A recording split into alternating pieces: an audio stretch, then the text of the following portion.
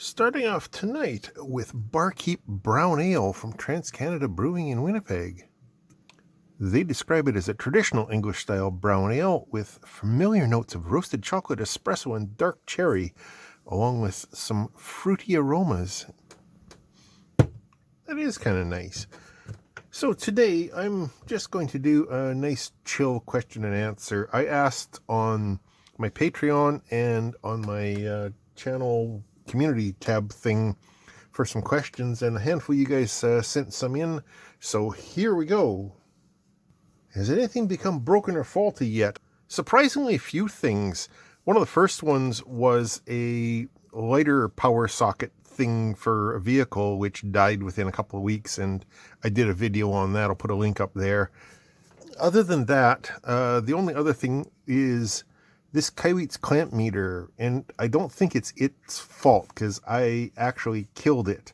I was trying to measure a kilovolts high voltage, and as you can see, it ain't designed for that. So it arced over inside and blew some tracks off the board and killed the main chip, which is, just one chip wonder. All of these meters are. So yeah, I don't really blame that on the meter because I was using it well beyond its capabilities.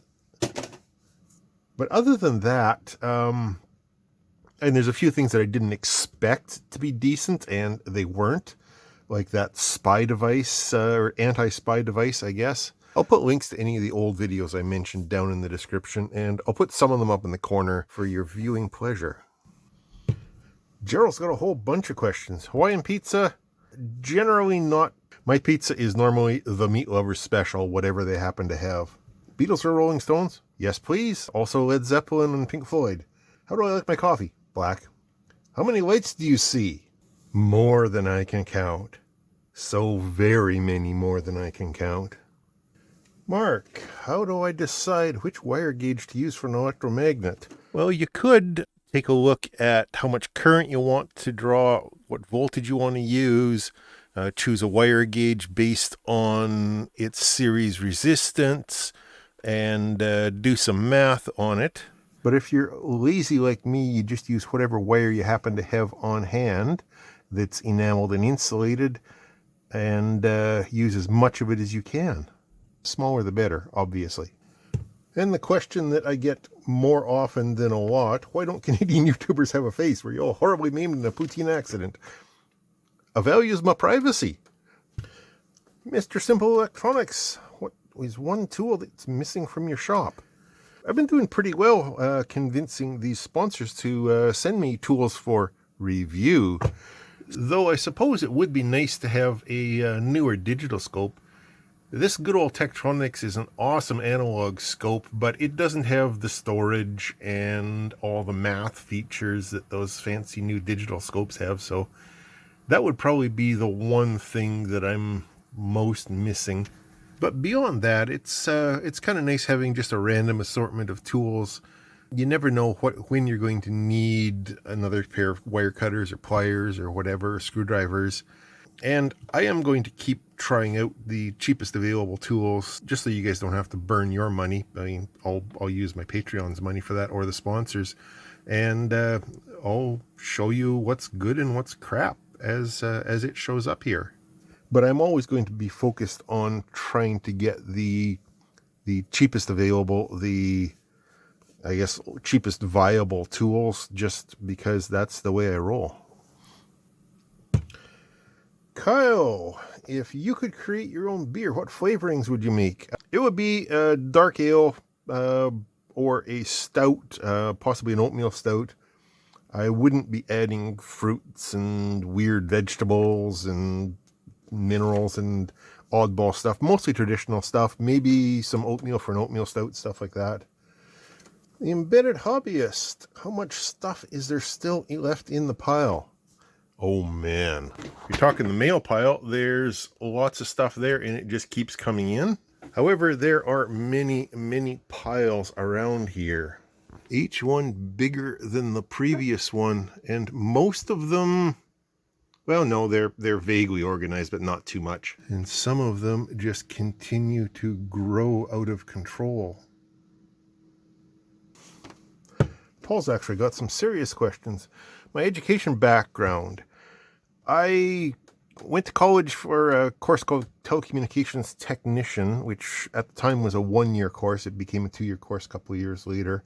And then I went into broadcast engineering for about a decade, and then I changed over to working for a phone company. And that's where I've been for the last 27 years. Wow. And in the meantime, I moonlighted doing sound and lights for bands and just fixing stuff for movie theaters. I moonlighted for a while as a projectionist at a movie theater. So it's in a lot of cases, it's always been hands-on with electronics. You're talking about software engineering and programming, and that is something that I am absolutely weak and horrible at, which is why I started leaning into these Arduino projects a little bit to try and teach myself, but then I get projects that I'm way out of my depth on, which I'll touch on again because some other people are asking about projects. James, what surprising things have I learned through the YouTube channel that I couldn't imagine when I first started? Honestly, the biggest surprise is things like that there's so damn many of you that actually care what I'm doing, or at least care enough to show up once in a while and click on things. What advice would I give to someone starting a YouTube channel? Be patient. That took 6 years or thereabouts, 7 years maybe? I don't even know. It's been a while since I've been doing this. Find a topic that you like, stick to it, double down on it, where that overlaps with an audience, right? What are my favorite YouTube channels and some of the more obscure ones? I watch a lot of the same YouTube channels that you guys seem to, according to what YouTube has to say. But if you really want to see everything that I watch, if you go to the video page, click on channels, you can scroll through all of the different channels that I'm subscribed to. It'll take a while. There's over 500 of them. And a lot of these people don't upload anymore or do it very, very sporadically. But I keep this as much as a bookmark as anything for if they do come back. There's been some of these guys that have buggered off for a couple of years and then come back and done a video here and there. So yeah, if you really want to see, it's all there. And actually, that's a useful way to if you're running out of things to watch, go to anybody's YouTube channel, somebody you like, or somebody you're interested in what they do, and take a look at what they're subscribed to if they've got it visible.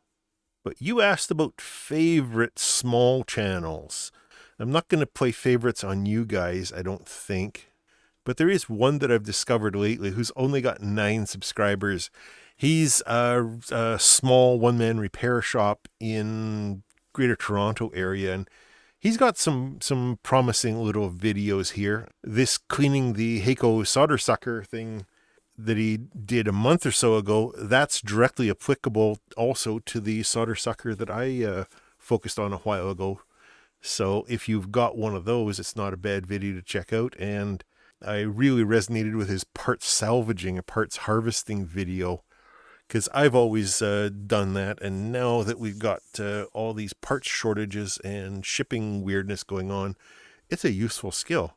So there you go. There's one direct recommendation and a whole bunch of others to look through if you are running out of things to watch on YouTube.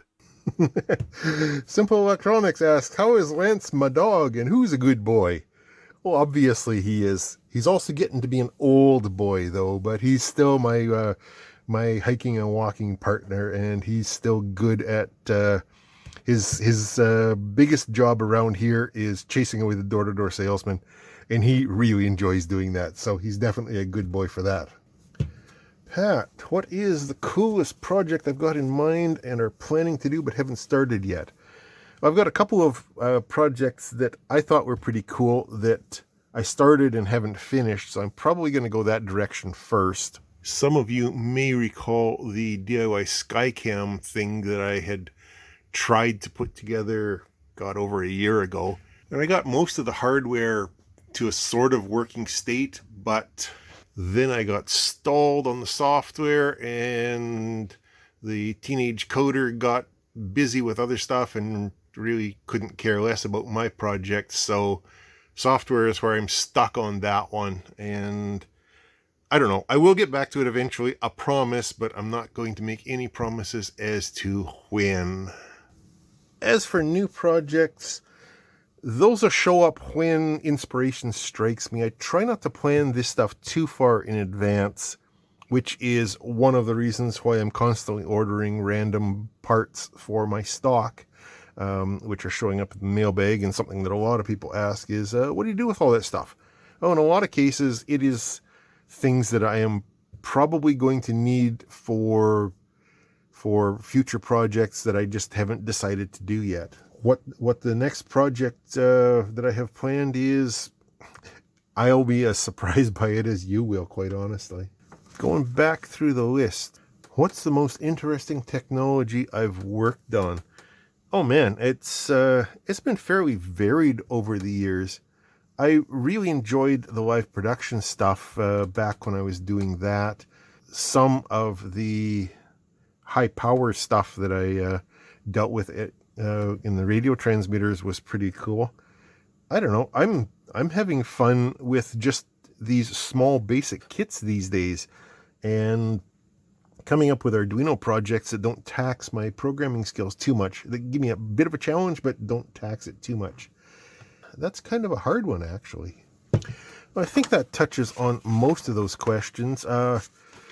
Thanks, guys, for sending those in, and seriously, thanks for watching. As I mentioned, I am constantly surprised at how many people actually show up to watch these videos. I'd be doing it anyways because I'm having fun doing it. I'm basically just following my own muse when I'm making these projects and doing these things. Sometimes I do things that not too many of you guys are interested in, like the 3D printing stuff. I noticed that not nearly as many people are interested in it. But if there's something there that I find interesting, I'm going to keep doing them occasionally. Although mostly the 3D printing is going to be used as a means to an end rather than an actual dedicated video in itself. But I mean, it's a versatile technology that I'm having fun with. But don't worry, I'm not going to turn into a 3D printing channel. Although, isn't that cool? So there we go. I think that'll just about do it for today. Thanks for the questions. Any other questions that I didn't answer, throw them down in the comments. I may or may not answer them, or I might save them for the next time I do one of these. I don't know. Yeah, I guess that'll do it for today. Thanks for watching. I will talk to you later.